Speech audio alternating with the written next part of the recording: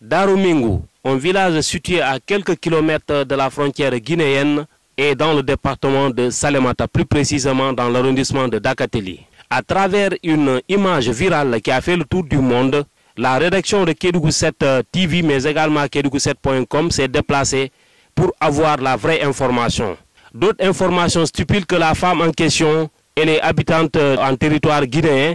Maintenant, pour élucider, pour étayer cette information, on est venu à la recherche de la vraie information à travers les autorités de cette localité. Un village sénégalais dans le département de Salémata, commune de Dakateli, situé à quelques kilomètres de la frontière sénégalo-guinéenne, a fait les choux gras de la presse sénégalaise et internationale. À travers une image virale d'une femme en état de grossesse transportée avec les moyens du bord sur 2 vélos et un hamac, qui a suscité un tollé découlant d'informations diverses. Informations fiables Kédougou 7 TV, mais également Kédougou7.com s'y est rendu pour recueillir la vraie information. Laurent Bianquinche, la vingtaine révolue, est de nationalité guinéenne, originaire du village frontalier de Koudian. Marié à Kali Bianquinche, originaire de Mningu-Bassari, est un Sénégalais de Chous. Madame Florence, après avoir contracté la grossesse, s'est rendue aux côtés de ses parents le dimanche 18 juillet 2021 à travers une corvée organisée en l'honneur de sa mère. Florence a décidé de les prêter main forte au champ. Au bout de quelques heures de travaux, elle sentit des douleurs ventrales. Loin des structures guinéennes, elles décidèrent alors de la porter sur un hamac distant de 9 km du poste de santé de Darumingu. Les informations distillées sans réalité aucune, les autorités de la dite localité ont balayé d'un revers de main et apportent des précisions. Monsieur Salou Diallo est le deuxième adjoint au maire de la commune de Dakateli. Témoin oculaire revient sur les faits. Concernant cette femme qui est arrivée le dimanche dernier, il faut savoir qu'elle s'appelle Taki Bianquinze. Elle est native de Koudian, un village voisin de la République de Guinée. Mais il se trouvait qu'elle s'est mariée à l'intérieur du Sénégal, à Nengu Bassari. Son mari s'appelle Kali Bianquinze. Il habite à Nengu Bassari. Il est marié au Sénégal, mais elle est guinéenne. Les jours qu'elle est tombée malade, elle était partie c'est sa mère, dans le sang, là où il cultive les sorgho, en Guinée. C'est là-bas qu'elle est tombée malade. Elle est tombée malade, nous ne savions rien, les infirmiers qui est là, les assistants de l'infirmier ne savaient pas. Nous l'avons vu comme ça, on l'a portée sur les Amazones. Elle est venue les jours du dimanche, en plein jour comme ça. Qu'est-ce qu'on pouvait faire? On ne pouvait pas les retenir parce que c'est un poste de santé qui vient d'être créé il y a 3 mois. On ne pouvait pas la garder ici. On a téléphoné à Salémata.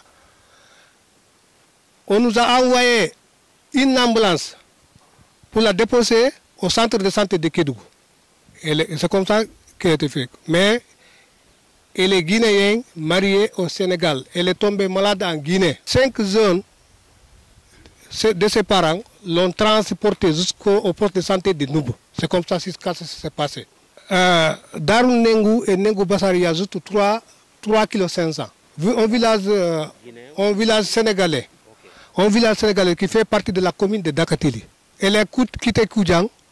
Koudian, c'est dans la Guinée. C'est environ entre 5 et 6 km. 9 km. Pour amener la femme ici.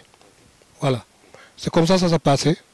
Après, on l'a transporté à Kédougou.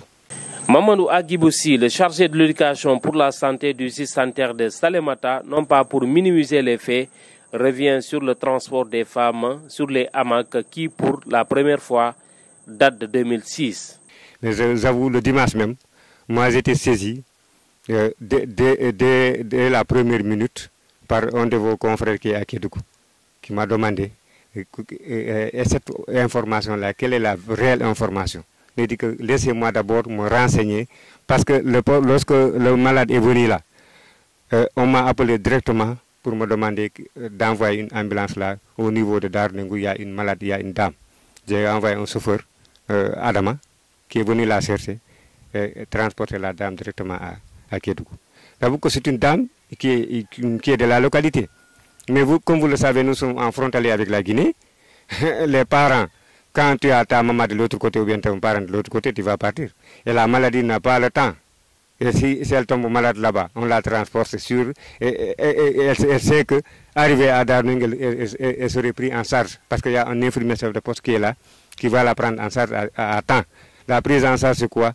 Si elle peut le gérer, il le gère, ou bien il va la référer à temps. Et c'est ce qu'il a fait, il n'a pas attendu. Lorsqu'il a su que vraiment cette dame-là, il faut l'envoyer à Kédougou, automatiquement, on a été saisi. On a envoyé l'ambulance l'a amenée à Kédougou et Dieu merci, elle a été prise en charge correctement à Kédougou et elle se porte bien. On est dans des zones inaccessibles et cette dame-là ne pouvait pas être transportée en véhicule. D'ailleurs, elle était à la frontière à Koudjan, de Koudjan à Darunengu.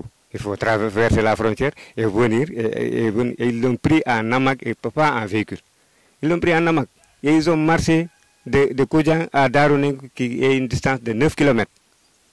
J'ai dit que ce n'est pas de nouveauté dans nos localités. Il y avait une dame là qu'on avait transportée aussi de Kevoy, après Kevoy, Tchankounoumé, de Tchankounoumé à Salémata Namak, en plein hivernage. Ça, c'était en 2006. Il y avait d'autres dames, même au niveau du fleuve, on a eu d'énormes difficultés à la faire traverser. Ils n'ont pas pu la faire traverser pendant cette époque.